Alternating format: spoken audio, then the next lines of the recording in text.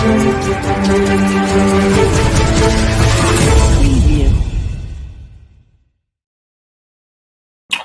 and welcome. My name is Zaffar Iqbal and you are watching the Mojo story. Now, this is a special transmission of Prime Minister Narendra Modi's visit to the US. He's just reached the US and he's gone to the hotel to a large number of Indian Americans who cheered and waved when he reached the hotel. There's a lot of excitement about this visit. He will be attending the Yoga Day celebrations at the UN headquarters in New Delhi. During his visit, he'll be holding talks with the US President and address joint session of the US Congress in Washington, D.C. So there are many things that are slated that are on the list. You can see Prime Minister Modi there coming down from the flight and in fact going ahead with his schedule. Clearly an extremely significant visit. We're joined from the US by a very special guest, Dr. Elliot McCarter, who's a noted Hindi and Sanskrit scholar. Welcome to the show, sir. It's an extremely significant visit. There have been many visits in the past, but this is different. It's a state visit. How do you see this different from the past visit, not just of Prime Minister Modi, but other world leaders also? A lot of spotlight on this visit. There is a lot of spotlight on this visit. As you mentioned already, it's a state visit, which is a higher level. And in fact, I believe it's the highest level of honor that the United States president can accord a foreign dignitary.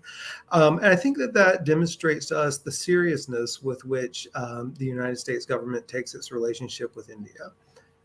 In relationship to other visits, I know that there have only been 2 other state level visits during the presidency of Joe Biden. One, I believe, was the president of France and also of South Korea. So certainly this puts India on the world stage and on par with America's other close ties and allies. Yes, and there is this inherent messaging in that visit. But of course, we know that there will be many deals which are going to be inked, particularly defense deals, and both the countries have expectations. What, according to you, are the various expectations that US would be having from India, given the fact that India and US have had a long history of relationship that has been steadily growing over the last few decades? Sure. The Indian relationship really started taking off during the Clinton administration, I think, with great sort of velocity, and has continued until this day. I, of course, am simply a scholar in a university and not necessarily qualified to speak on the broader issues of what Americans expect.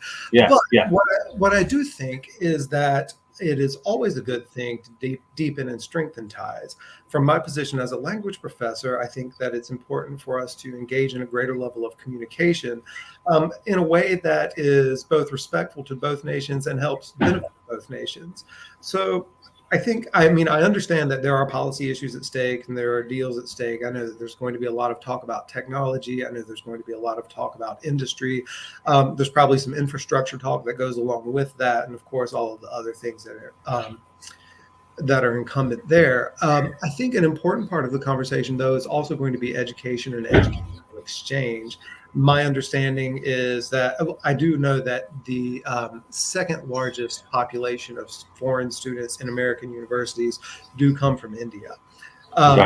First, I believe it's second now. And I believe that they succeed here. I believe that they do great things. And I also know that India has recently taken some steps to provide more educational opportunities for its citizens at home. For example, the changes that were made to I believe there's now an MD program that's available in India. I think that's a great step towards equity and education in India. And so I think these types of ties will just continue to strengthen those partnerships and strengthen opportunities and benefit as many people as we possibly can, would be my opinion. Absolutely. You touched upon those issues of exchange programs and particularly education sector. In fact, there's a video also that was tweeted by the India in US is welcome Modi. You're welcome Modi. If you can play that up.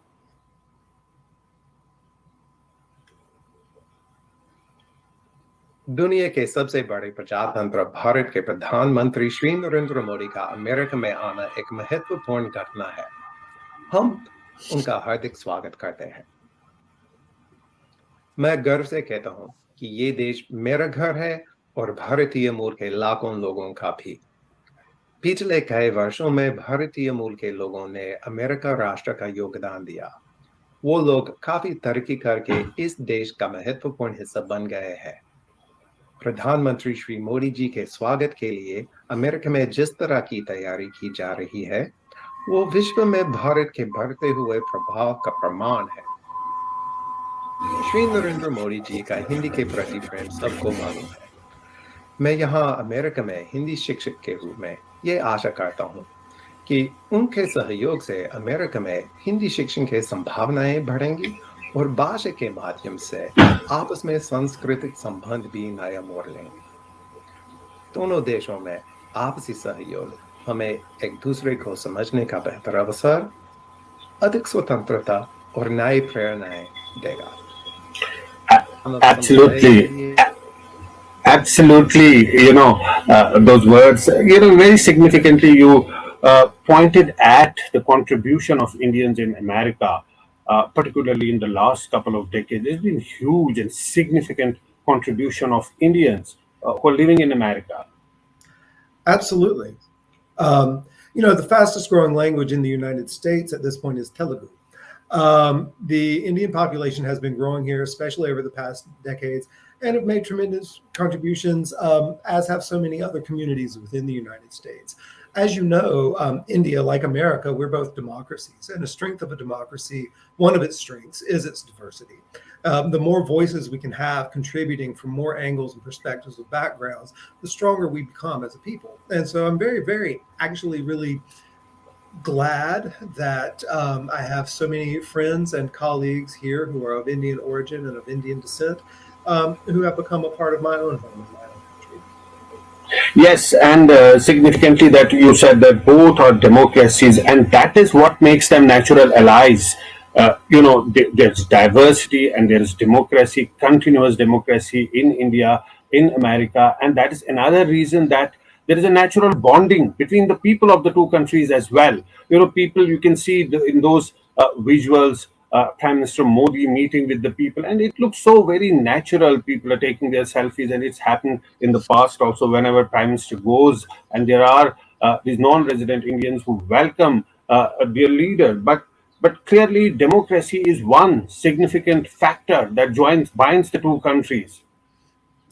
Absolutely. I think both countries have a very long legacy of democracy and a tradition of a representative government that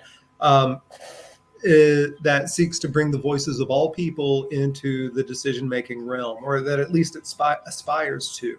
And so I do think on the front of promoting democracy and promoting people's rights to have representation in government, I think India and the U.S. have a lot in common and a lot to work towards together, both in their respective nations and globally.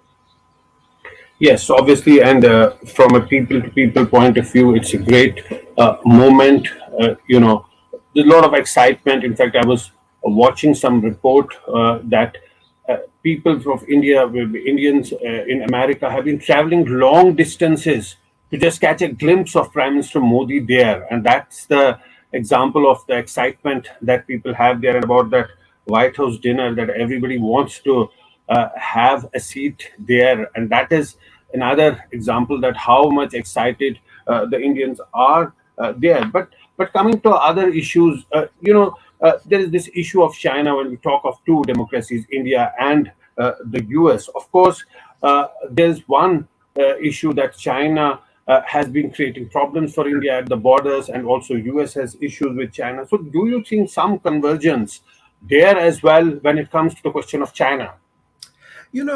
Again, that's probably outside of my realm of policy expertise, but I can certainly understand how both the United States government and the Indian government have a mutual interest in dealing with China in a way that benefits both nations and provides for their security, the security of their borders, the security of their economies. And I think that's about all I can really say on the matter. Yes, and you talked about the exchange in education, but there's also this, talks about transfer of technology, artificial intelligence, things like that, and that will be a game changer.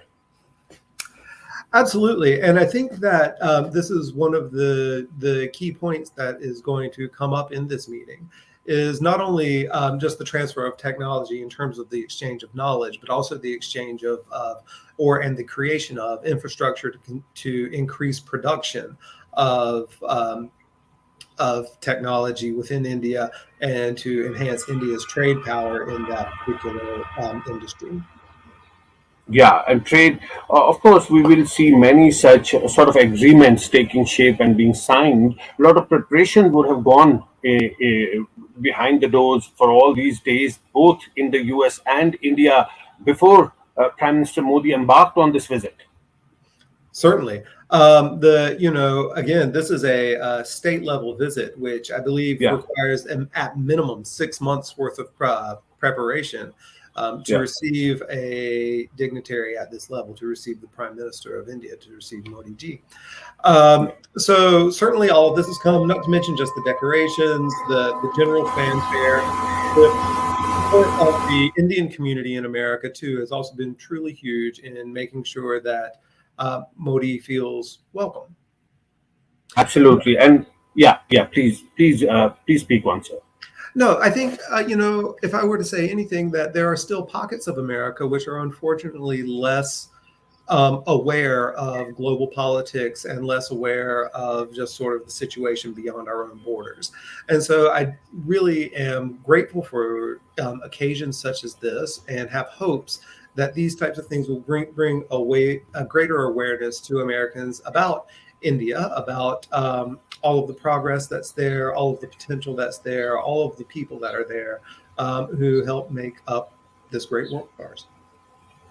Absolutely. And we're talking about the yoga day, and lots of people we believe will be going there, and that will also present the soft power of India internationally. Prime Minister Modi has been stressing on yoga for all these years, and now he'll be there and with a lot of people actually doing yoga. So that's also shows India to the US and to the world the strength of India, the power of India. I think that it is one of the things that's most readily recognizable as a contribution of India to, global knowledge and global well-being. I think a lot of people enjoy it, both in the physical level. I think people tie to it various spiritual levels as well, and attach their mental health to it. In addition to, so I think that people see yoga often as something that's really at the top tier of sort of human physical action. It's interesting because when I did record a welcome message to the Prime Minister, Yeah, I had yeah. initially wanted to do it. I was traveling from through Midway Airport, and Chicago Midway Airport is not as big as O'Hare, but it was much more Yeah, convenient. And they have a yoga room there for travelers right. who want Yeah, to refresh, feel better after their flight. And I thought, Modi is definitely a big fan of yoga, and it would be so nice if I could record my message from there, but I didn't want to disturb the people who were inside who were practicing. yeah, right. And you avoided to disturb them, but you would have if there was a chance you would have done that. I would have. So, Yeah, yeah. yeah, yeah. That's very interesting. But there is the general appreciation of what India has achieved over the years, particularly in the last few years. If we talk about the digital payments, India has emerged as a world leader, and people across the globe are really taking notice of that. Yeah, I think that's right. And not just digital payments, but also digital identity verification. I know there's the new Aadhaar program out, which Yeah. appears to my eye to have been successful so far. So I think India is an interesting place in that it presents us with a lot of unique opportunities. As you know, it's the world's largest population, and dealing with Yeah. such a large population means that we have to do things efficiently. We have to do things that are in ways which are sustainable, in ways which can serve so many people, and without destroying our environment, without leaving other people behind. So India has really taken I think, this charge seriously, and will continue to, I think, develop things and hopefully lead the way in creating a world in which the transfer of currency, identification, and any other digital solutions which help make things more sustainable for our world. I think India has a real potential to be a leader in this field. Yes, and I think one of the hallmarks of this Indo-US relationship is the element of trust that's been growing steadily over all these years. There's a lot of trust between the two countries that is very clearly visible now. I think that there's a fair amount of trust, but I still think that there's also a fair amount of ignorance. I think that that's why this is an important visit. I think to deepen these ties, and the more that we can communicate, and the more that we can come to understand one another, the more we can continue to show each other mutual respect, the greater trust grows. Trust is not natural. Trust is something that develops. And so I think it comes, and I think it comes through time. And I think that, this level of state visit shows that it has grown significantly, and shows that Biden, I believe, is counting on Modi to be a reliable partner for the places where India and the United States have mutual aims. How do you see the relationship going here on? This will be an important factor in that evolution of the relationship between the two countries. There was some hindrance initially, but that seems to be going now. Now there are no hindrances with the way that these deals are happening, the exchange of technology, hardware, military hardware, and all that. It seemed to be happening at a rapid pace. Yeah, it is interesting because it has suddenly just sprung up. I think even just a few years ago, there weren't deals like this happening, at least not at this level and not this level of exchange. So I'm really curious as to why that might be and where it would take us. This is something I don't personally know, but I think it signifies an opportunity to, as you said, develop continued trust, to make sure that these deals are implemented and be and carried out in good faith. I think it's an opportunity for the United States to show India how strong of a support it can be. And I think it's an opportunity for India to do the same for the U.S. And lastly, what would be the expectations of India from this visit? We know that US attached so much importance to Prime Minister Modi's visit and to India, but from the Indian point of view, what would India be expecting from this visit? That is an excellent question, and one which I'm not sure. I mean, as you mentioned, there are a lot of exchanges going on in terms of technology, in terms of, you mentioned the defense industry and the manufacturing, I think, of like light motors and the things of this nature. I expect that will probably come with a certain amount of investment from foreign partners. I don't think America would probably be the sole partner. I'm not entirely sure how the defense industry works, but I imagine their global conglomerates that will generate some investment in India. And so I think that India could probably expect a higher level of investment there. I'm also hoping that India can expect a higher level of access, I think, between the United States, between India and the United States in terms of scholarly exchange and intellectual exchange. Of course, we'll have to wait to see what comes out of the talks, but these will be my hopes. And to come to the end of our interview, I would want to ask you about one thing, that the Russia-Ukraine war that's still going on. India has not completely sided with the US point of view, because India has a independent foreign policy. Do you think that also that can become a stumbling block as far as the continuity of the relationships and the momentum of the relationship is concerned? Ultimately, we have to leave it to the politicians to figure this out for themselves. But I don't think so. Honestly, I think that when two people enter a partnership, they don't have to agree on everything in order to work toward a mutual goal together. So as long as they can agree on some things, they can work towards those things together. I think that the Ukraine situation is obviously unfortunate, but I understand also that India has a strong history of wanting to be very independent, either being non-aligned or multilaterally aligned. Yeah. And I think that it's India's prerogative and right to remain that way. Yes, indeed. But thanks so much for coming on our channel and speaking to us. I hope you'll get this opportunity at a bigger airport to perform that yoga and make a new video and put it out so that we can retweet it and play it up on our channel. But thanks so much for joining us, Dr. Elliot McCarter. It was a pleasure speaking to you. We'll continue to keep our focus on this important developing story as Prime Minister Modi continues with his US visit. Thanks for watching.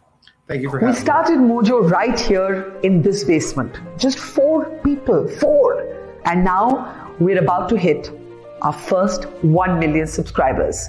So this is to say thank you to all of you for your support, for your respect, and for your encouragement. We've always gone to where the story is. During the pandemic, when television's big anchors were hunkered down in their studios or at their homes, we hit the road.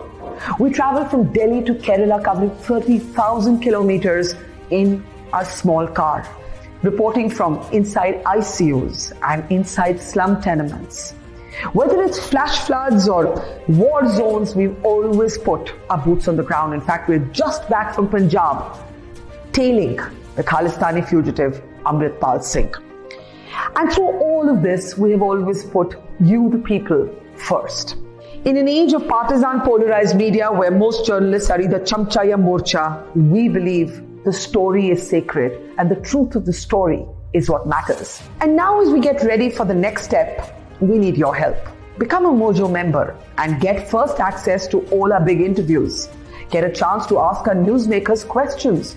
Get a chance to write and report for us for both our website and our channels.